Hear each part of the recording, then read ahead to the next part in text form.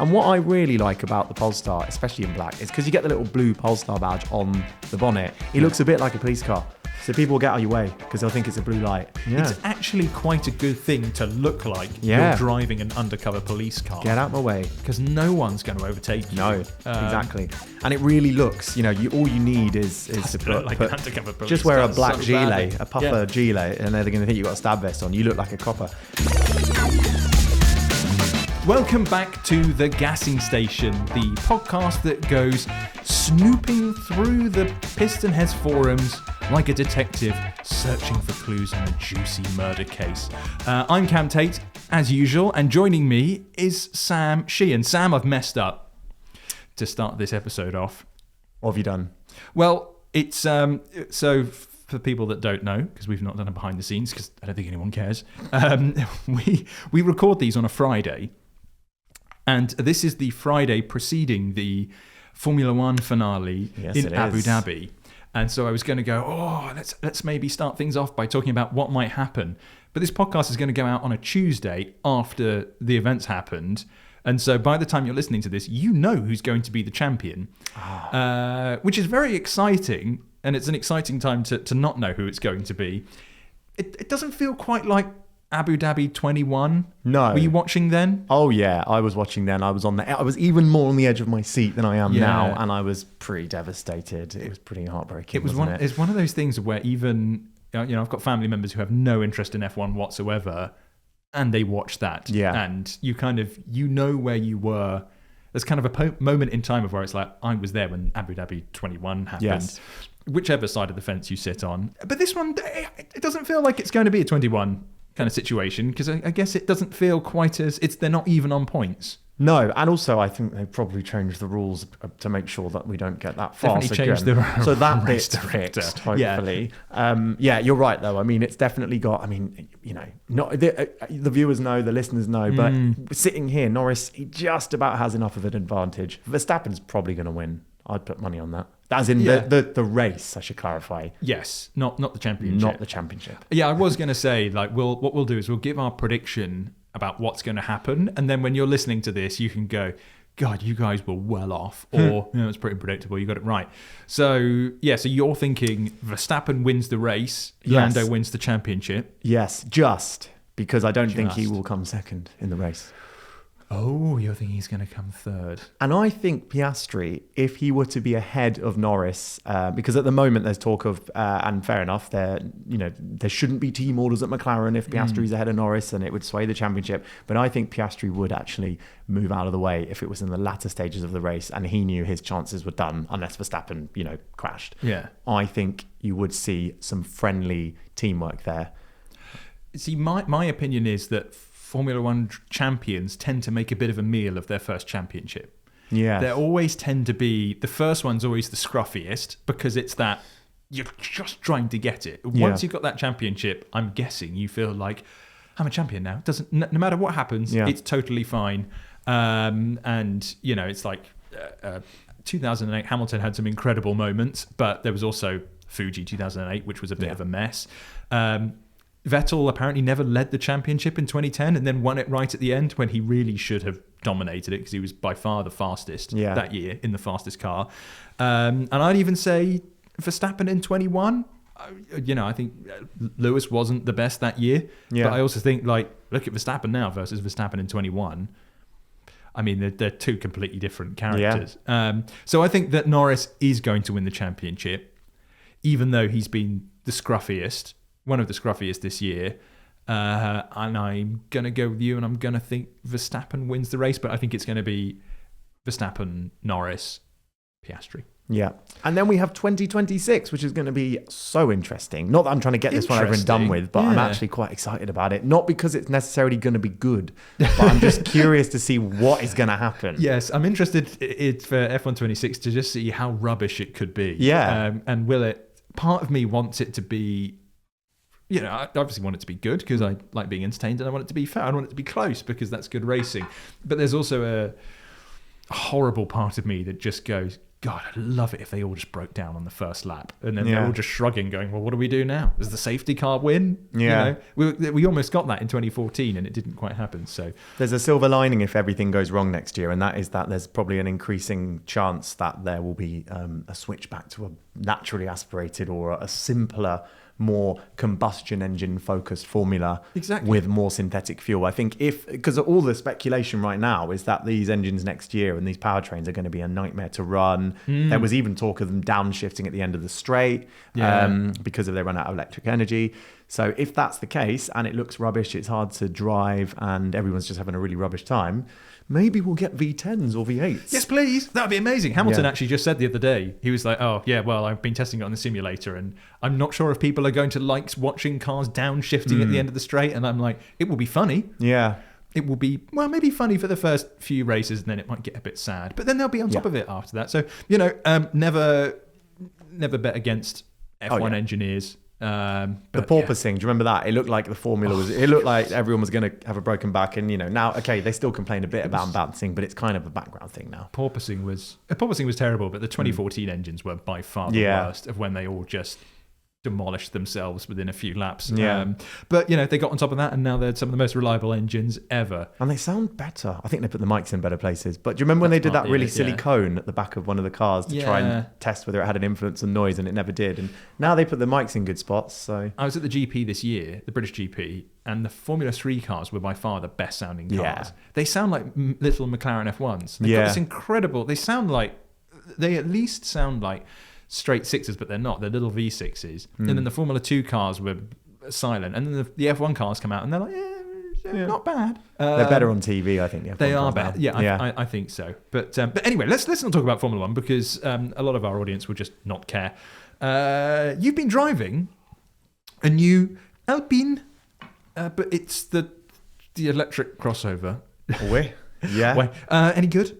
Yeah, it is. Do you know what? It is technically very good because two things. It's a bit smaller and it's 200 kilograms lighter than its arch rival, the Porsche Macan Electric. And the Hyundai Ioniq 5N is sort of a rival because company car buyers, this is a company car competitive sector. People look at those cars alongside each other because they appear on their list of options. It's lighter than both those cars.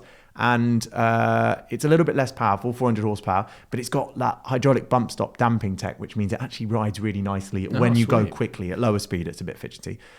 It is technically very good, but I was a bit bored of it quite a lot of the drive because it's just a bit, I don't know. It's hard to make an electric crossover really exciting. I know what you mean. Without it just being painfully fast, headache-inducing stuff. But I think because it is, when you drive it normally on the motorway, it's just kind of like being in a nice Renault Scenic in the interior. It's a lovely car, the Scenic, by the way. The tech is great in the car, etc. But it doesn't feel like a performance car from behind the wheel for 80% of the time. It's only when you're really going hell for leather that you go, cool, this is good damping. And it actually does rotate because it's got 3 electric motors, 2 on the back. It does do a little bit of rotation, but it's like only when you're really going for it. So most of the time you're thinking, I don't know if it's doing enough for me. Do you know what? I'm not going to complain about that because I just think sporty crossovers are pretty pointless in the first place. Yes. I think so long as they drive, as we were talking in the last podcast, of the Richard Parry Jones approach, where if it feels good in the first 50 meters, that's fine. That's all I want. It doesn't need to be sporty. It just needs to drive well. And so if it drives well and it can feel a little quick once in a while, that's fine. The thing I like about it, though, actually finding something to like about in a mid-sized crossover, is it looks good.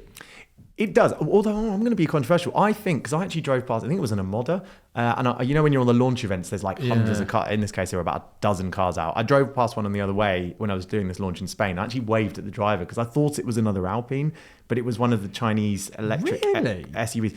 I'm not trying to say up close. Up close, the details on this Alpine are actually really cool because there's loads of motorsport inspiration. There's loads of cool aero on the nose. It doesn't have a front boot, but it doesn't have a front boot because it has a massive aero opening like a McLaren. I like whatever that. the GTRs or whatever that ran them. So that's pretty cool. But at a glance, it's got that coupe SUV and then sort of light bar on front and back. And so to me, there's not much a designer can do with that shape really. Once they've decided they're going to make a coupe SUV, you are kind of going to end up with something like that. But, if you want a family car or whatever, that's not horrifically dull, because this is another thing that you see with crossovers and stuff, and bless them, manufacturers do try, but just because you're getting a family car, a sensible car, doesn't mean it has to be freaking boring. Actually, you can have something that's practical and desirable, and for me, that's that A390. If I had a 2-car garage of an A110 to enjoy on the weekend and an A390 as my daily runabout, it's actually quite clever product positioning by Alpine. So I think that's, if you had the 2-car garage, then that's great, because you wouldn't be expecting to climb aboard this one and have anything interesting happen. If it was the only car on my driveway, then I think it would be a bit too boring for me overall. That's not to go against the fact that at high speed, I actually drove it on a very twisty mountain route. It was honestly back to back, just left, right, and I could see for miles down the road. So you could kind of take your racing line, if you will. And it was excellent. I mean, it turns in better than the Macan. It's got better damping even than the Ioniq 5N. It feels lighter than both of them, partly because it is, but it also feels even lighter. So it's brilliant in that regard. I think it's just, you climb aboard the Ioniq 5N and you can put on the engine simulator thingy and even drive around sensibly, and then you've basically got a Golf R burbling through the gears, even if you drive sensibly. So that makes it interesting. And obviously it's better when it's fast. And the Macan just has the interior. I think of the Macan just feels special, because it is. You've got, even where they've got the haptic style buttons, they're on that the feedback thing where they get that lovely click. Yeah, I like that. So everything in the car, and you've got the click, click, click of all the switches. It just feels that level up for the interior. This is a lovely interior. It's a Scenic Plus in a way. It's like if you got a Scenic and then you threw bits of A290 bits in it, because that's quite literally what they've done. Great interior, but Porsche feels a bit more exotic, and it's a few grand more the Porsche, but find out everyone company car buyers or finance people, it's doesn't sound quite as exciting when you say it's a Scenic Plus, so I'm going to ignore that and just go, look at that screen. Exactly. But what Alpine are quite good at when you go on launches is that they're a lot of manufacturers, when you ask them questions, they'll just go, nothing to say, and then they might let something slip at dinner, but then it's off the record, so you can't talk about it. Did you manage to? The Alpine are actually quite good at revealing stuff. Did you glean anything from? Yes, I did actually, and it was partly thanks to Jim Holder, who's the excellent PR there from the UK side, who managed to get me in without me having any prior request to speak to Mr. Philippe Krief, who is the CEO of Alpine. He's a cool guy. He's a cool guy, really talkative. Big smile on his face. It helped, by the way, and we should pat ourselves, well, maybe not you and I because we don't own one, but Britain generally, the UK generally, we should pat ourselves on the back because we are the second biggest market for the A290. Oh, okay. And very close to France. And A110 as well. And A110, I believe, is true as well. And the reason, A290 is the reason Philippe had such a big smile on his face, was because obviously that is driving confidence to keep, A110 as excellent as we know it's going to bow out.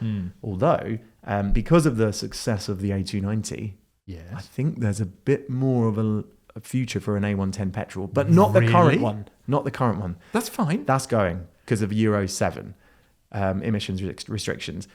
But Philippe did say that he had asked his design and engineering team, who are currently developing this APP, the Alpine Performance Platform, for an electric base, which, by the way, is being benchmarked against the 488 Pista. Believe it or not. 700 horsepower, 1,300 kilograms. Yeah. Wow. So this is going to be a supercar EV, not a sports car EV by those standards. Okay. It leaves space underneath for a less hot but potentially combustion engine powered A110 on a modified version of that APP electric-ish base. And they're not 100% sure yet, and they don't even know which markets it would work in. France probably is a no-go zone because of the taxes now for ICE cars. It's just choice, isn't it? That's all we want at the end of the day is choice. But that would be amazing. If we could get a combustion Alpine, make it work. And also, this is something of where, manufacturers say all the time, and they go, well, if you buy your electric cars, it means that we can still produce combustion engines. And you go, yeah, right. You're not going to do it. You're just going to make everything electric. And Alpine's here going, yeah, we might do it.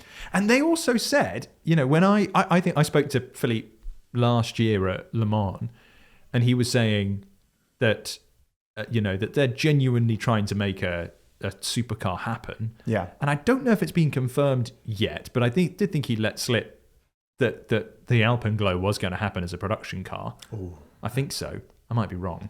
But it was definitely, it's not something I heard firsthand. It's but I do think they're trying to put that into production with a hydrogen, not with the hydrogen. Not with the, I was about to say, because that would be, because they are still talking about that actively. And in fact, this, the talk of keeping ICE alive into the future. Oh, I have some more news, by the way, on this, but all sorts of news. It's kind of me joining dots that I probably shouldn't be joining, but I'll tell you that in a second.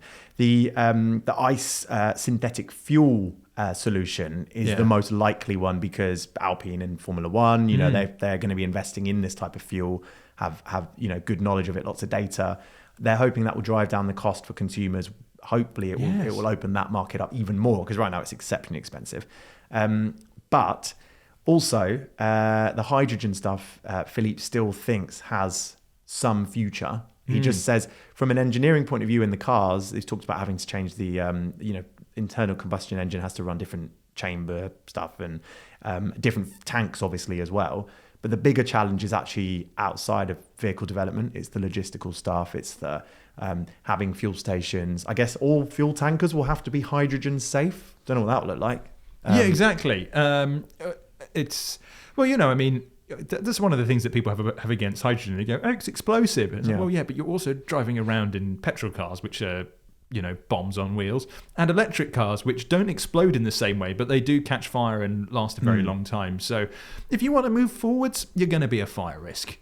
So if you go hydrogen, you're just blowing up in style. Yes. But yeah, it would be fun. Where's that hydrogen filling station? The one hydrogen filling station? Is it like Slough? I think so. I vaguely remember. I think Autocar ran I was going to say Moira's. The Mirai. Welcome to Moira's. Anyone who remembers that? Well, so it looks like there's just going to be a line of Alpines parked outside of it. But no, good news. So because people have been buying electric A290s, it means that potentially we may get a petrol A110. And here's my joining of dots, which Alpine might go, you've kind of made stuff out of this. I said, as a Clio 182 owner, I really miss really low cost performance Renaults. Yes. I said, is there a chance of Renault Sport coming back? Alpine, of course, is focused on Alpine, so that was a dead question, really. But because Alpine is actively working with Renault, it's weird how they operate as well. They really do operate like two different companies. They don't, even though they're together, they operate as two separate entities. But they are working together on multiple models. I think their crossovers and SUVs come as Atelier Alpine models, and in some cases they get a unique tuning. There is the appetite, although it's not gone further than Philippe and a couple of other people's brains yet, to, in the long-term future, maybe put some Alpine tuning on smaller models, e.g. Clio, e.g. Twingo. So we might have no more power out of a Twingo, no more power. Alpine would be so cool. It might not necessarily get more power, but it might get a chassis tweak here and there. And a Clio, they know what they're doing on that stuff. So. 100%. I would just happily buy, if I was in the market. Yeah. If there was a Twingo or a Twingo Alpine version, I'm getting the Alpine version. That's really cool. Well, that's good joining of dots. I would like to see that happen, Alpine. But we're not actually here to talk about Alpine. This was basically just meant to be a quick catch up, and we've already eaten through quite a chunk of this podcast, just because there's so much to talk about.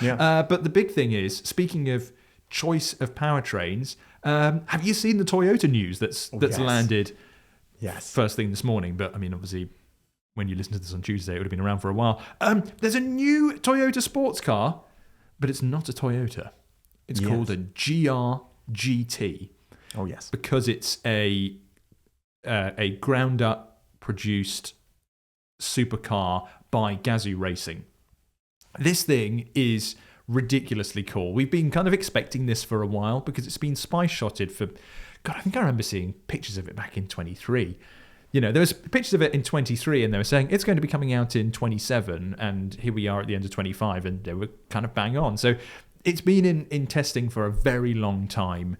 And so what it is, now that it's been revealed, it's kind of as we were expecting. It's a front-engined GT car that has, get this, a 4-litre twin-turbo V8. Oh my goodness! It's the end of 25 and we're still getting new V8. It's new. That's because I genuinely thought, okay, where have they sourced this from? Is this something else? And my brain even went, because now obviously Gazoo Racing are now even bigger sponsors of or going to be bigger sponsors of Haas in F1. Yes, or Haas. So I thought, is there some kind of engine deal through that? Because I think they run Ferrari engines. They do run Ferrari engines, but no. It's a new in-house engine. Oh yeah, big time. And this to me has got GR Yaris written all over it. Do you remember when they did the Supra and they were like, we can't really justify building a sports car under the Toyota name, so we'll just get one from BMW and whack some Toyota bodywork on it. How things have changed. Oh yeah. How things have changed. So I think the interesting thing about this is, let's start with the numbers. 650 horsepower. Nice. 627 pounds-feet of torque. Good for a top speed of 200 miles an hour. That's nice. Nice round number. Yeah, from a Toyota. Yeah. Incredible. 1750 kilograms. That's not bad. It's not. I mean, it is a supercar GT at the end of the day. So they're wanting it to be pretty usable. But chassis-wise, all bespoke, aluminium monocoque, forged double wishbone suspension, carbon fiber reinforced polymer bodywork. Ooh. It ticks a lot of boxes. But the curious thing here is that they've not just built this for the sake of it. It's been built in tandem with a GT3 racing car. Oh, that makes it much cooler instantly. It makes racing is the coolest. So much cooler. And rallying. Yeah, so obviously if you're listening to this and not watching it, Sam is wearing a 306 Maxi rally car t-shirt decked in the Red Bull livery, the one that Loeb drove for various things. It's very unironed. I did iron it, but I came on the motorbike, so it's got creased. But I'm on a podcast and no one's going to see me. Going to care that. Yeah, unless they're watching on YouTube. Yeah. But that makes stuff cooler, right? I mean, I know this car wasn't born out of rallying, but this being born out with motorsport in mind. I mean, that's Ford GT latest gen levels of stuff. It is. Yeah, absolutely. Because I'm like, does this class as a homologation special? So it's been built in tandem with the GT3 racing car. So there's as much part sharing between the two as possible. And the really interesting thing is when you look at a GT3 car, like take the Lexus RCF, as is a Toyota group car. Yeah. You look at that and you go, that's just about a Lexus, and it's massively wider, huge wing, massive splitter. It's almost, you can just about see, it's almost like an RCF silhouette. I mean, it's a production car underneath, it has to be, but there's so much bolted to it to make it a racing car. This thing, however, is the first GT3 car I've seen where I go, they're exactly the same car. It's just the racing car has a few kind of like slats over the wheels. It's got a massive wing, and that's about it. They look very similar. Yeah, I mean that emphasizes just how extreme. If you haven't seen it, just how extreme the road car looks, especially at the back. It's got. My God, I mean, that is super cool. It almost. I don't know. There's something about it. The front of it, it's sort of American from some angles. A bit. Is that Camaro maybe on the nose there? But at the back, it looks really, really race car, doesn't it? It does look very race car. How would you? Do you think it looks good? I think it looks weirdly long on the nose. It's an odd-looking thing. Big nose, big long bonnet. It's quite a lot of overhang ahead of the front wheel, which is not something you often see on a performance car like that, unless it's purely aero. But on this, it doesn't seem to be aero. Maybe there are cooling devices in there. Well, maybe. I mean, again, this is the thing about it is you can tell that it's purpose-built, in brackets, homologation racing car, because it just looks like it's kind of been cobbled together. Do you remember when the McLaren Senna came out? Yeah. And everyone went, my God, that's hideous. Yeah. And they went, oh, no, it's purposeful. Yeah. And you go, okay, still hideous, but it was an exceptionally fast car. Yeah. And it's the same thing with the W1. I don't think the W1 is a looker, but they've gone, basically we created something that was super duper aerodynamic, and then we kind of just draped some bodywork over the top of it. I still think the Valkyrie looks better, and it's kind of in that light. But anyway, so this thing, it very much looks like they've built a car that is optimized for racing and just put some bodywork on it and it just about works. Interior is cool though. I mean, that red finish, is that all? It's probably part leather or maybe Alcantara. A lot of red. Yeah, the interior is cool. I mean, it's got like, digital head-up display. It does have a screen. It's fine. It's a. And the press car's got red leather in it, but I mean the way it's kind of laid out is you've got a really, really long nose. Yeah. So the cabin looks like it's. I mean, is it kind of like? The cabin is relatively far back. It's got a really, really long nose, quite a long overhang. But the thing is that the bodywork's all at slightly strange heights. So it's got a really low bonnet. Part of that is thanks to it having a dry sump system for the engine. But the back end of the car seems to sit lower than the front. Yeah. Can you see that? Yeah, I can. It really squats on its back, doesn't it? Yeah, exactly. Which gives it a great purpose. Yeah. It does. A part of me thinks that Toyota is now the most exciting car brand for enthusiasts. Yeah. Well, this Formula One deal emphasizes that they're not coming at it half-assed. And someone actually, Christio Nasser, I think first comment in the forum, and I see this totally. It looks a bit like a Jag Type 00.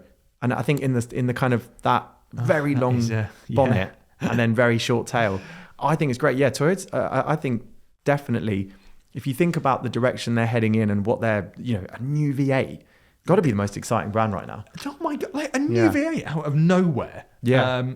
But yeah, massively exciting. I can't wait to see how this is going to perform on track. I don't know if we've got a price yet. I've seen many pounds. I've seen numbers flying around of $500,000, but I don't know if that applies to this or if it. I mean, that's just hearsay at the minute. There's no confirmation on pricing yet whatsoever, because this is actually going to arrive in 2027.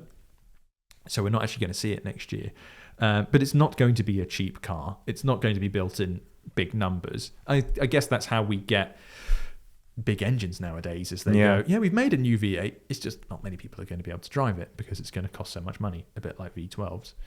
Down in the comments, though, we've got Kawasaki says they I very much like this. Proportions ace, mechanicals groove, nice. I'm not sure the proportions are ace. Kawasaki, do you think it looks a bit like? Do you get what I'm coming at? That it looks a little bit disconjointed. Almost cartoonish. It reminds me of a Cruella de Vil sort of extended 1930s. There is an element of that. It wouldn't surprise me. You could see this in a movie from many, many years ago with some gangsters hanging out the side of it, and it looking a bit more like one of their gangster mafia cars. But actually, do you know what? The more I look at it, and actually having looked at the racing car and seeing, I think I found an explanation for why the nose is so long, because the engine obviously is tucked quite far back. I don't think it counts as a front mid, or certainly isn't mentioned as a front mid, but it feels like it's close to that. But if you look on the race car, there is a big intake opening, or I say intake actually, it's probably to exhale air that is passing through front radiators. So maybe it is big cooling at the front. It might be. And then there's just this big opening. So the engine clearly on the race car is sat very close to the bulkhead, and up front other stuff is happening. I like it because, like you said, with those other hypercars, it is very purposeful. I just think that's so cool. And I think people will get, even if you're spending $500,000 on it, you can talk about the reason they did this, and the reason it has this feature is because of this thing that's going to race in GT3. Exactly. That's cool. It's a thoroughbred from Toyota. Yeah. It almost unheard of 15, 20 years ago, when they were just making the Auris. It's horrible. It sounded shiver down my spine. Kipsers is more along my way of thinking, though. He says, no looker really, is it? Functions, yes. Pretty, no. However, looks aside, nice to hear a world-leading car manufacturer still planning on making proper cars. Yeah. Hear, yes. This is what gets me the most excited about it, is that it's like, everything is so doom and gloom in the car world at the moment. Yeah. And it's just, we need little things like this to just perk us up and go, Yeah. yes, the enthusiast is still alive. Yes, cool things do come along. I can't see any downside to this whatsoever. And the other thing, actually, I forgot to mention is obviously Toyota, and I saw a news story about this just a month ago, still heavily invested, the brand, in hydrogen combustion development. So this, they're not just coming at it going, oh, we're just going to do something that's old-fashioned and do it now and then it will go away. They are really trying to future-proof this stuff. They're racing that stuff, aren't they? They're trying to make sure that this can continue even if attitudes towards fossil fuels continue to change, which rightfully so they are. But, you know, this could be, we could have this V8 maybe live beyond, and hopefully with some hydrogen tech. I know it's probably still a long way away, but they're investing a ton of money into it. And they're racing a mid-engined GR Yaris in Super Taikyu. That's cool. Which is their Japan's like touring car series. It's a bit of an anything goes. Did they have the V8 Prius in that? Or was that that was a super touring? Super GT, I think. A GT 300 car, GT 500. It's just so funny they raced that because it's so different to... Yeah, I mean, they can do cool stuff. So, yeah, there's genuinely exciting stuff. But what I was going to say is that was not the only cars that were announced with the GR-GT launch, because on the run-up to this car being announced, there's a lot of people were going, is it going to be a Toyota? Is it going to be a Lexus? And I was actually with Toyota at the Festival of Speed, and the two cars were there, the road car and the GT3 car, all camoed up. And they were like, we still don't know what brand these are going to be. They're like, it's just, no one knows. Lexus, there is a Lexus version that is called the LFA Concept. Okay, so on the one hand, it's much prettier. It looks a lot sleeker. It looks, it's a much more cohesive design. The downside, if you want to call it that, is the original LFA V10 done to Toyota standards and was an incredible piece of engineering. This new one's electric or battery powered. And so, but it's a concept just for the minute. So it's, we don't know if it's a production car just yet. And it does look really, really smart. But yes, on the one side, it's a little bit disappointing that the LFA name could possibly return as an EV, because it's like, come on, Toyota. Could you not have done that as a V8 as well? Because that would have been really freaking cool. This LFA design, I agree, is lovely, but I'm seeing the not born yet TVR Griffith in this, in parts of its design. Oh, Sam, is that wrong? Just the headlights being a bit tucked up to the side, up onto the wings. I do see it now that you say it. I do see and it. Even the back's not a million miles off. It's not. The TVR lives in a Lexus. I'm biting my tongue on this one. I don't think I'm going to say anything more. But yeah, the Lexus is a concept for now, but it probably will make production. But what my view of this, and I don't know if you'll think the same, is like all we want is choice at the end of the day. I don't like being told that I have to have this type of car, I have to have that type of car. I want to be able to choose, because I am genuinely a believer that EVs have their place. EVs are great for stuff driving where I just don't care, but I'm always going to want a combustion car for something fun. Yeah. Other people are going to think differently. Other people are going to go, I'm a proper EV convert and I want an EV supercar. So Toyota has gone, well, have both. Yeah. It's up to you. You can have your GR-GT if you want a big V8, or you can have your LFA. Could you not have called it something different? I know. Yeah. Your potential LFA concept as the electric supercar equivalent, no? Call it the LFE or something. I agree. And also because they're investing, as we said, in hydrogen, and because the e-fuel stuff going on in Formula One, where Toyota is now, increasingly invested, it feels like we could be at a point where we look back and say, do you remember at that moment where we were sort of suggesting this might give a bit more longevity to combustion engine cars? Well, this might be that kind of the beginnings of that moment. It's really exciting. It's super exciting. So there you have it. New Toyota supercars are with us, and they are cool. Who would have thunk it? Sam, before we get to our second topic, I've got to do the plug for annual service tickets, which are, you've got to be quick on this because the early bird discounts are going to be ending right at the end of the year, and we're nearly there. So if you want to get your early bird discounts for annual service next year, it's on the 8th of August 2026 at Bicester Motion, like it was last year and the year before and the year before that, when it was called PH25 because it was our 25th anniversary. Go and get them now because, obviously I'm paid by piston heads to say it's the best event, but I've been to most of the big car events this year, and although I was working annual service, it was the most fun that I've had. Yeah. It's the cars there are so good.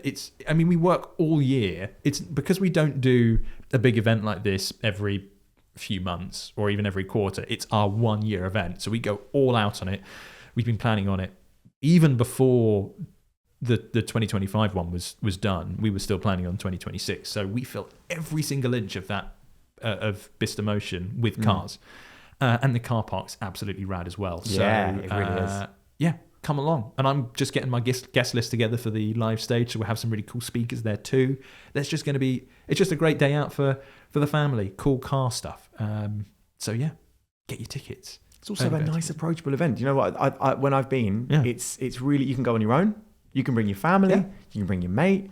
It's just a nice, easy, approachable event. And some events are very, very, very, very busy. This is busy enough that it feels exciting and buzzy, but it's also, you can get right up to the cars. Mm-hmm. Yeah, so good. Absolutely. And loads of cool people to talk to as well, because PHers are awesome. Right, topic 2. We need to help someone out finding a car. And this week I found a post by Kingdom35 who says, okay, I'll keep it as simple as possible, but I'm asking for experience here of each car, and if anyone has had more than one of the list, then that would be great. They've got a list of cars below. We'll get to that. Thinking about my next car, coming from a reliable, good value for money Kia Proceed GT. Now wants the next step up. That makes a lot of sense. Budget is £20,000. Petrol, under 8 second 0 to 60. That'll be easy peasy. On the one hand, I want something I can fit the kids in, but I also want something more executive, more classy. But also thinking, last car on my list, but then we'll get to that in a bit. But then a bit of a chat with the missus ensues. She's not driving it. I'll just say it now. It's a Porsche Cayman right on the bottom of the list, which doesn't actually tick any of the boxes, but they clearly want it. I can't blame them. So they say kind of really, they're probably looking more at something with 4 seats. Yeah. So Alfa Romeo Giulia Veloce 2017 to 2018. Has to be the higher brake horsepower or be a good spec, super, and a remap work? Question mark. Mercedes C300 Coupe, want the 2-litre petrol rather than the thrashy 1.5 litre. Quite dull options. Yeah, I'm a bit bored about that. The next one though is more interesting. Jaguar XES 3-litre petrol, love the sound. Although my XF 3-litre may be too long in the tooth. Okay. Yeah. And then, of course, they mention a Porsche Cayman. Budget around 14 grand for that. Save a few thousand to take it to the next level. Whether that means tuning or making it really good, I don't know. So a post that's a little bit all over the place. But essentially what they're saying is they've got a 20 grand budget. It's got to be petrol. It's got to be relatively fast. A 0 to 60 of under 8 seconds means that it basically needs to move. And they like an executive classy look. They'd like a Porsche Cayman, but their partner says no, or they're not going to be driving it. It leaves 6 grand though for the taxi fare for the kids. Yeah, precisely. I mean, you could get pretty good a beaten up Zafira for something like that. But anyway, so Sylvanus says Kia Stinger. That's a good shout. Good shout. We've had a Kia Stinger on here before as a recommendation. Everyone loves a Kia Stinger. Yeah. Rare as well. They are rare. Yeah. And they love to go sideways. Yeah. I don't think, though, you can get the V6 for that money. I think you're probably looking at the 2-litre. Was it the 2.2 litre? I can't remember what it is. Yeah. It's a 4-pot petrol engine, which just isn't as exciting. Ninjag says an S4 B8.5 Avant does all of that. I'm not an Audi fan, but I do like the S and RS versions. Yeah, I get that. And Mischief says you could get a very nice VXR8 manual or auto box for 20 grand. Peanuts to repair as they're basic, despite what some mechanics might think. Lovely noise and quite quick too. Executive. I was just about to say. Imagine turning up to your business meeting in your VXR8. Howdy's texting. What am I saying? Hello, mate. G'day, exactly. mate. Yeah. Sideways. Yeah. With the well, exactly. the corks hanging off your hat, just bouncing around in the car. Is that sensible? Isn't the whole point of being in a corporate world is that you look like you're doing something?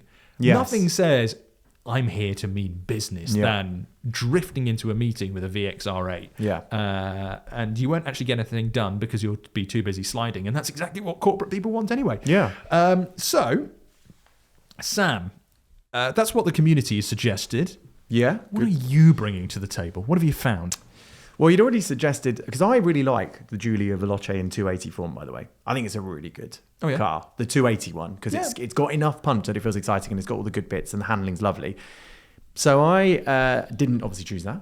I've gone for a Volvo V60 Polestar. Oh, that's sensible. Which, it kind of is, especially because the one I've gone for, because of budget, is the 2016 onwards version, which is the 2-litre, but it's turbocharged and supercharged. Like a Lancia Delta S4 Stradale. Yeah, or the rally car. Which doesn't sound very sensible, but it's still an estate car. It's still a Volvo. And the one I've gone for is black. I'm just going to fact check myself. The one I've gone for is black. Yes, black. Oh, there nice. it is. It looks quite sensible. And what I really like about the Polestar, especially in black, is because you get the little blue Polestar badge on the bonnet. It looks a bit like a police car. So people will get out of your way because they'll think it's a blue light. That's a very good way. We've brought this up before. Yeah. It's actually quite a good thing to look like you're driving an undercover police car. Get out my way. Because no one's going to overtake you. No, exactly. And it really looks, all you need is to put an undercover police just wear car a black so gilet, badly. a puffer gilet, and they're going to think you've got a stab vest on. You look like a copper. But I just think, it's a little bit over budget. It's $3,000 over, or 3 and a bit over the budget. But I think actually it's probably quite, I don't know, maybe one day these could hold or appreciate because they're pretty rare. It's the last Polestar before Polestar became the Polestar of today, obviously making excluded from Polestar 1 electric cars. So it's the end of an era. It was still tied directly to, was it Scion Racing, the racing outfit that ran the Polestars? So this has their, chassis input, etc. So it's a proper, race car inspired.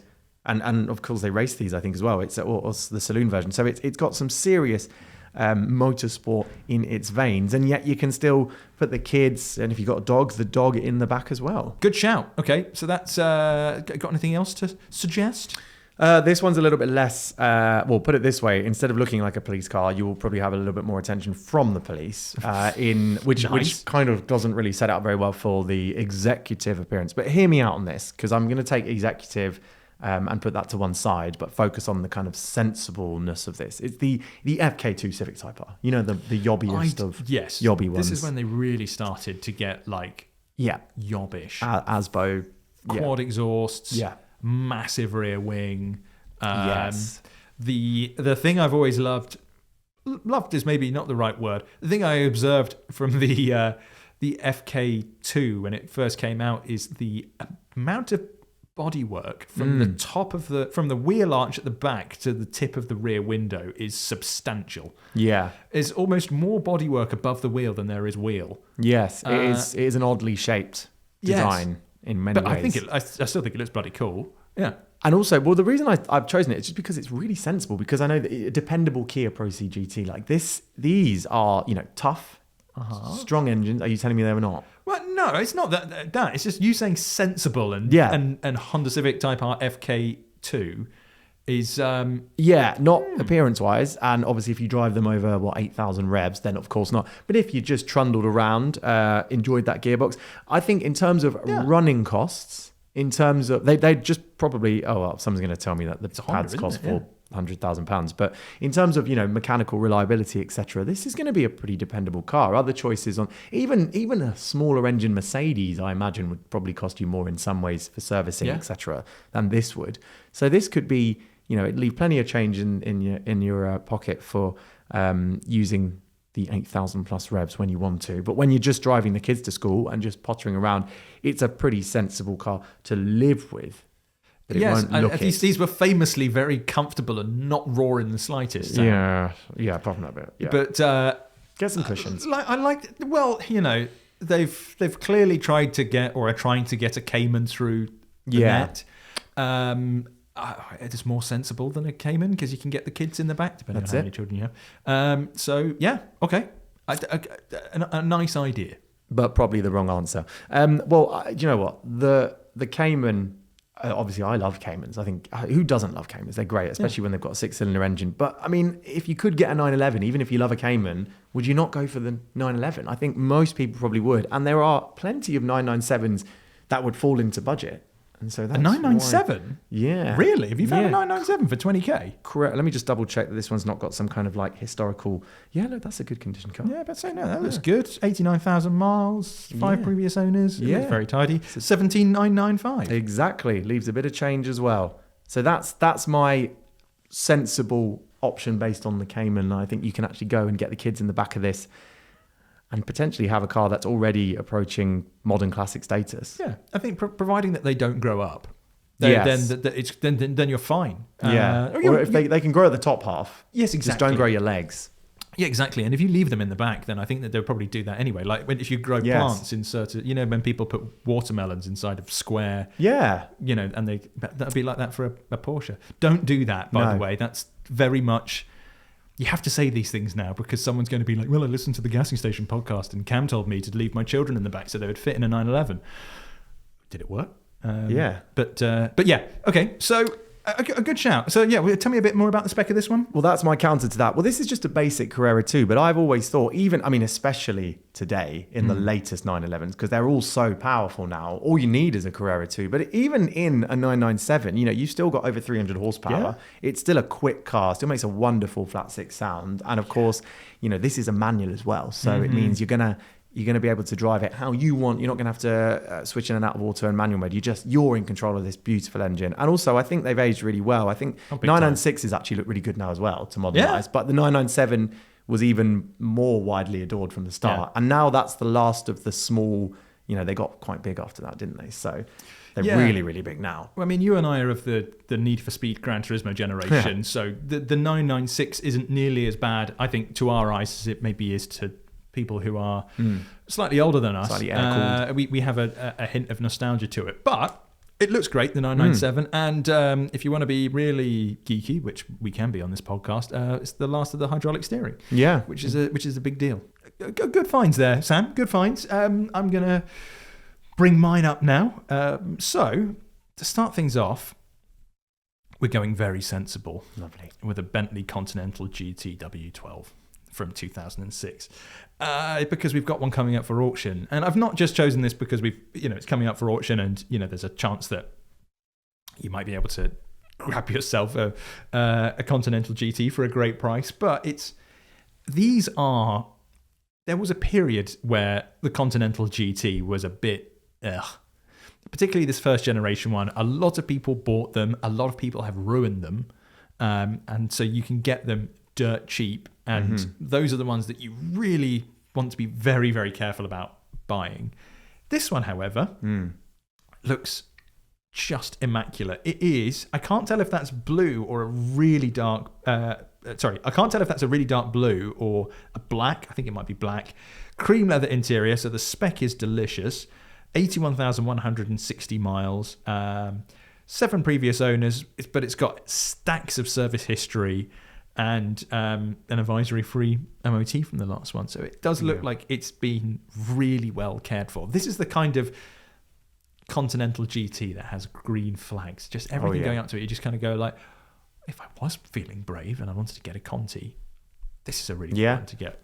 It's the total opposite of an FK2 because it's very beautiful and very elegant. But then obviously there is a W12. There is a W12, and I've got 552 horsepower. I think this is the most power I've been able to get out of the ones that we've been able to put forward. So yes, and I think as well, it does. Some people that have bought these and they're a bit leggy and they're not especially the nicest, or people have mucked about with them. They can look very cheap. Yeah, people can go like, well, obviously you've got a Bentley on the cheap. Whereas this one, because it's all stock and it looks lovely. Yeah. Is it all stock? I think there might be. The wheels are gorgeous on that as well. The wheels are lovely. You've reminded me, my moaning of 3D plates, a couple of episodes back, I think it was Bentley Continental GT rough around the edges examples I have seen with 3D printed plates. So it's in that world for the absolutely the let go ones. But this one is definitely not one of those. Do not put gel plates on your Continental GT. No, it is all stock. Looks absolutely beautiful. So that is my first suggestion, and I'm saying it's a legit one as well. My second one, perhaps, is a little bit left field. It's another auction car we've got. It's an Alpine B3S convertible E46. Yes, E46 is the best of the... I just love them so much. And I think the Alpinas of this era don't tend to get quite as much love as the E90s and the F30s. But it's just a really lovely thing. This one is in silver, black folding roof, black interior. So it's a very, very subtle spec. It's automatic. It gives you that kind of fun sports carness that obviously is not going to be the same as a Cayman, but you still got 6 cylinders. Yeah. And they ride beautifully, don't they? You're about to say. And you did say that your partner wasn't all that interested in driving the Cayman. Maybe they'll be more interested in driving what is essentially a very tuned up BMW 3 Series. 305 horsepower, so not a million miles off what the M3 was delivering at the time. 3 previous owners. These Alpinas as well are usually super duper high mileage. This one though is 64,800 miles, which is barely running for an Alpina. So low owners, just no modifications whatsoever. A really, really lovely thing, and because they're so rare, the chassis numbers of them as well. This one's number 178. Which probably would have been towards the end of the life. It's a 2004 car. Yeah. So not a million miles off when the last ones would have been produced. So honestly, I really like that. That design. I mean, the E46. Again, you've mentioned our age range is probably biased towards an E46, but I just think the design has aged so well. Oh, it just gets better and better and better. Yeah, looks so good. Look fantastic, but that's not the car I'm choosing. That's not the car I'm putting forward. And although I've given you some stick for choosing the Civic Type R. Yeah, right. I've kind of gone down a similar route because I think this ticks a lot of boxes. It's a Hyundai i30N Fastback, or is it i30 Fastback N, or however they wanted to call it. I don't know. It's in grey, so it's a sensible colour. It doesn't have a massive rear wing on it. It's a Hyundai, so they're coming out of a Kia Proceed. It's going to feel relatively similar, but 271 brake horsepower, Albert Biermann chassis, manual. These are ridiculously fun, and they have so much character. The pops and bangs on the overrun of these, they're just so silly. That's not very executive, though. You don't have to have that happening. You can switch that bit off. I mean, it's the thing is that particularly in grey, he's arriving for the meeting. I can hear the gunshots coming off. Yeah, well, it's not like a what are they called? A crackle map where it's just going bang bang bang bang bang bang all the time. It's just kind of like little. It's like an older gentleman clearing his throat. Yeah, that's kind of what it's like, and it's just the odd little kind of throaty pop and crackle on an overrun and kind of when you're changing gear. What year is this one? Because I actually think they got less. 2019. Okay, yeah. So I think this is probably I think gentleman clearing throat is correct. I think if I'm not mistaken, the earlier ones did occasionally sound like a clay pigeon shooting. Really? Around a little bit. Wow. Yeah. This is when I started driving them. Yeah. About 2019, and they had a few big they bangs. Weren't quite as well. This is post WLTP, isn't exactly. it? I think the WLTP filters put an end to that. Interesting. Well, there we go. It's another vote for sensible. Massive boot. Being a fastback as well means that it's got the saloony looks, but it's still a hatchback at the end of the day, which is great. Space in the back for kids. Most people will look at it and go, "Oh, it's just a Hyundai," but you'll know that it's something more than that. It is listed for 18,599. 60,096 miles, one previous owner. It's a great car. I'm really happy with it. So that's the one that I'm going to put forward as my choice. Sam Sheehan. Well, I'm also going for the grey car. I'm going for the 997. I just think that this is, to me, this is all the sports car you never need, and it has space for short-legged children. Great. Amazing buying advice there from Sam Sheehan. So if you prefer my car or Sam's, what I'm going to do is I'm going to leave a kind of a poll for this episode. I actually wasn't able to post the last one, so I need to redo that because something went wrong. But anyway, I'll post a poll for this if you're watching this or listening to this on Spotify. If you're watching it on YouTube, you could just leave us a comment and say, Cam's was better or Sam's was better, or you're both rubbish, go home. What you can do, though, if you think you could do better, go to my post on the Pistonheads homepage, and I'll leave a link in there for the thread, or the topic, so you can go and click on that, put your own suggestions forward. Don't say anything mean about us, but you can say, Cam and Sam, that was rubbish. That'd be great. Go help out a PHer in need. Before we crack on to our final topic, we are still running our Michelin tyre promo, so you can get up to £100 off a new set of Michelin tyres. Just go to pistonheads.com/Michelin. That's such a tongue twister, that. Put your car details in and see how much money you could save on a new set of tyres. It'll be somewhere between some money and £100. Topic 3, Sam. Topic 3. T3. T3, the famous Heathrow terminal. That's motoring journalist in you, that is. Because I was thinking turn 3, Formula 1, all the drivers say T3 now. You're going fully motoring journalist. My second home, Terminal 3. Terminal 3 is just, it's the terminal that I just dislike the most at Heathrow. Anyway, so this is our Anything Goes category. So it's just anything that we just kind of want to chat about. I found a really good topic on general gassing, and it's called Really Dreadful Good Cars. Although I think it's probably better phrased as bad cars that are actually good. So this was posted by Shed Driver, and they say, some cars are universally disliked or looked down on, yet they seem to make good sense as a vehicle. For example, the Fiat Multipla is seen as one of the ugliest cars from a mainstream manufacturer, but if you needed a small 6-seater, there was nothing else like it around. I agree. Fiat Multipla is a great car. It was cheap, practical, 3 rows of seats in the front, and the ugly looks were just part of its charm.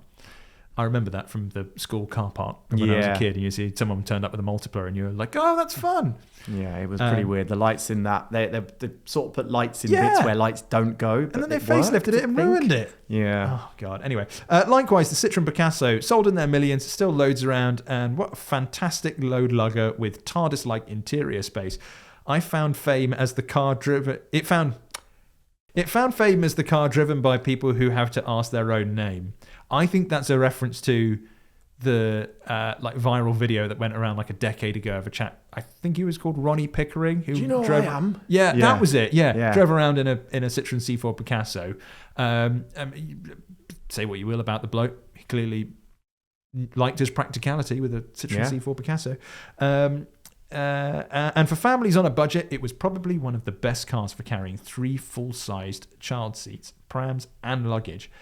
Any others? So, the community is always epic with this kind of stuff. So, Bonefish Blues says, Lexus SC430, built of teak, excellent reliability, even sounds nice with a stainless steel system. Really good in its niche, which is not a sports car. I agree with that. I realise I've by saying I agree with that, then I've got to go and defend the Lexus SC430. I mean, do you have any strong opinions on the SC430? No, not really. So I'm gonna have to remind you. Former presenter or former co-host on this podcast, John Howell, absolutely hated the SC430. Yes, I don't care. Do you know what? I think it's one of those cars that probably about 15 years ago looked a bit odd, but it's suddenly you're like, well... I don't get the hate for its looks. Yeah, I don't think there's enough going on for someone to hate its looks. Although I remember there was like it was like a rogue, like a Cowboy Traders show that was on about 20 years ago, and I was watching it on TV, and there was a fabulous old lady who was on it, and she was talking about how they had built a garage for her, and that the roof wasn't done properly, so it caved in and it ruined her lovely sports car. And she kept talking about her sports car, and it was an SC430, and I was like, yeah.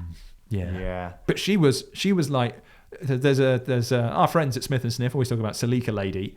I think there's definitely SC430 lady as well. Yeah, and it was that fabulous woman in her 60s or early 70s who's wants a sports car that's not going to actually be a sports car.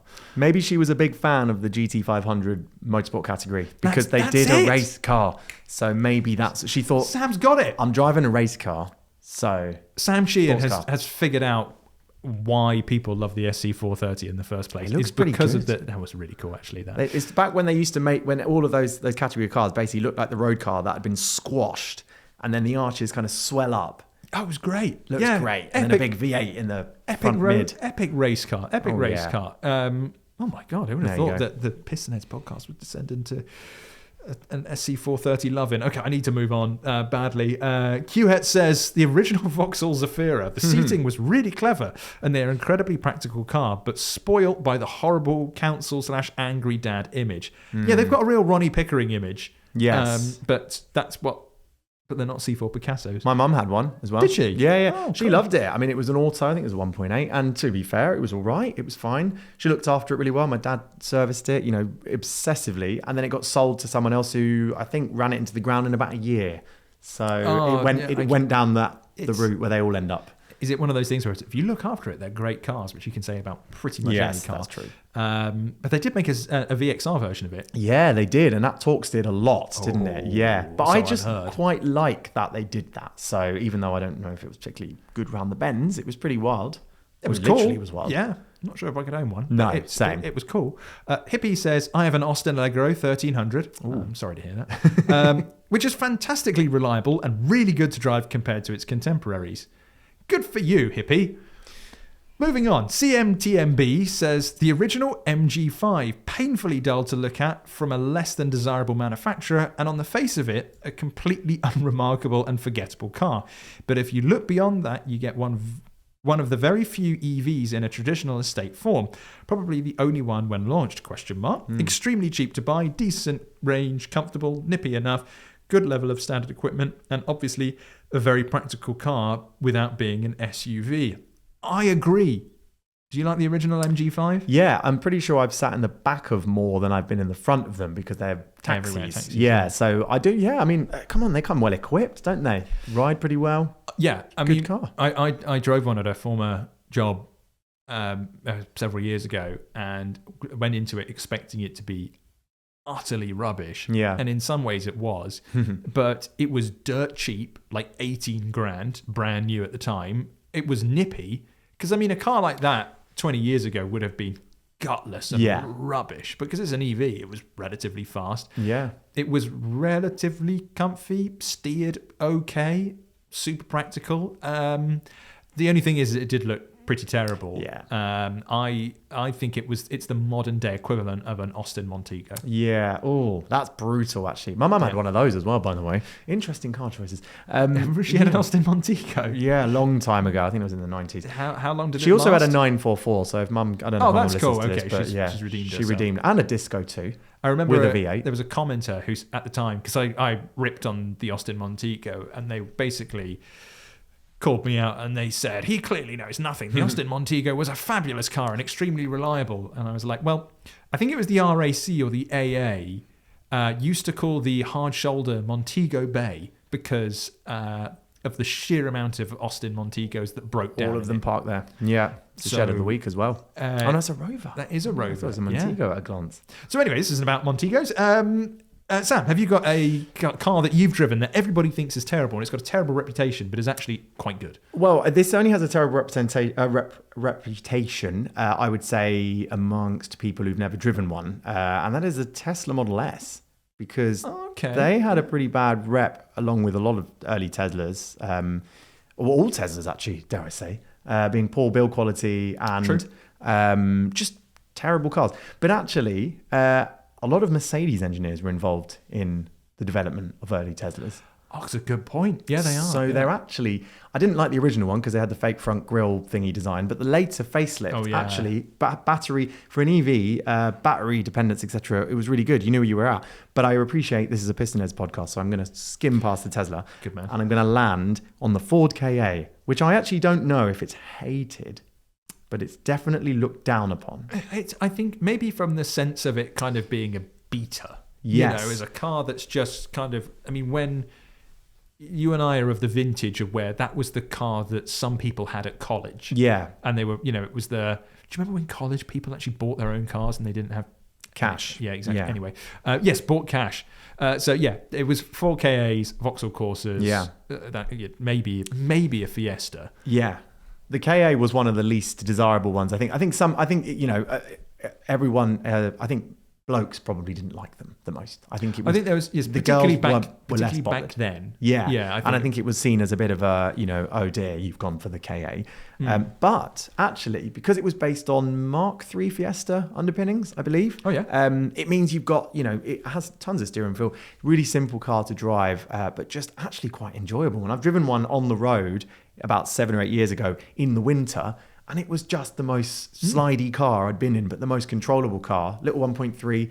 I think that people look down on them, and I'm pretty sure when I was driving around in that, I borrowed it because I had my Clio at the time was in the garage. Yeah. People really looked at me like, this guy's for, I felt like a real failure in front of some people, but actually I thought I was having the most fun on the road, especially on a slippery day. It just shows you how ridiculous that kind of image thing is of when it's like, oh, I'm not going to buy a 4KA because I'm a bloke and it's a girl's car. And it's like, well, you're missing out on a freaking great car. You bought a Corsa instead? What are you doing? But yeah, no, and time can change these things. I remember when I was, before I had my ST, I remember telling somebody that I really wanted to get a Fiesta ST, and they were like, oh, really, mate? Why don't you get a Fiesta ST? Yeah. And now they're quite rare because everyone's crashed them or let them rot.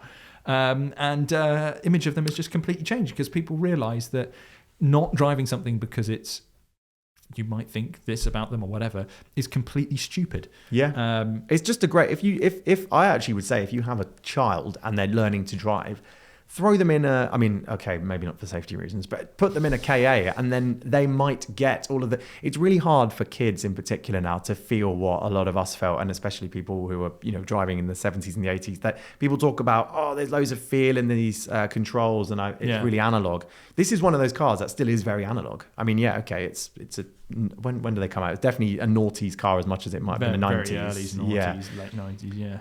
But it's still very analog. So you get all of the sensations and it allows someone to build up that love of those things at low speed. See, when I have a kid, I'm going to shove them in a Morris 1600 or whatever they're called in a field and be like, you want analog? There's analog. Mine is not the MG5, or that would have been on the list. It's a Maserati Ghibli Trofeo. It doesn't have the image problem per se, but it's definitely not been reviewed well at all. In fact, Matt Bird's review of it on Pistonheads was pretty scathing, and I can't blame him because I drove it a few years back and it was rubbish in so many ways. The interior is like the way that Maserati, particularly back then, were doing interiors. It felt like a Fiat, but with lovely leather glued on top of it. Yeah. It was like, oh God, we've got this rubbish switchgear. We've got to make it really nice. And so it just never really felt cohesive. It was never all kind of tied together. It was very much we've made a luxury car out of something that isn't especially luxurious. And I've not driven the standard Ghibli. It doesn't really interest me. But the Trofeo with the V8, I mean, the whole car is the engine. I mean, you just, it is such a characterful, noisy, snarly V8. And I left 11s everywhere I went. It was just a charming car. And I was like, oh God, this is terrible. But I love it so much. It just won me over. That's what I was looking for. It's a 200 mile an hour car. Yeah. That's amazing. 4.3 seconds to 60. Yeah. And, it's got that beautiful 3.8 litre twin turbo V8. That's all it is. Yeah. It's just the engine. You're buying it for the engine. But I actually don't think the design is bad. I think actually especially smart. This car that I think Matt put it up against when he was driving against the M5 competition in black with the dark red leather interior. It's actually that twin test is because those would have been on the press fleets at the time. I drove those cars, those exact ones, pretty much back to back, and the M5 was better in every single way. But actually not in every single way. The engine is much more efficient in the M5, but it's far less characterful. In fact, the M5, I was just like, I could quite happily just have what would have been a 535 at the time, 540. Yeah. Straight six, that would have been fine. But the Maserati, the engine was just marvellous. So it makes up for that interior. I mean, that infotainment system surround on that interior, it looks really bad. It was so awful. But then, I don't remember that. I just remember the engine. And isn't that what cars are all about? The drive. Everybody, thank you so much for listening to this episode. of the Gassing Station podcast. If you like what you listen to, could you please leave us a 5-star review, because it just means that we just know that we're on the right thing, we're on the right path, and it helps us reach more people. It'd be nice to spread the car enthusiast world to people beyond the piston heads reach. Sam, good to have you on. Anything you want to end on? Thanks for having me. No, I will be going out and interviewing more CEOs of companies, asking them when they're going to bring back some petrol sports cars, rest assured. I hope you're badgering them. Fingers crossed, I've got more to announce. Cool. Well, let's find out more when I see you next Tuesday.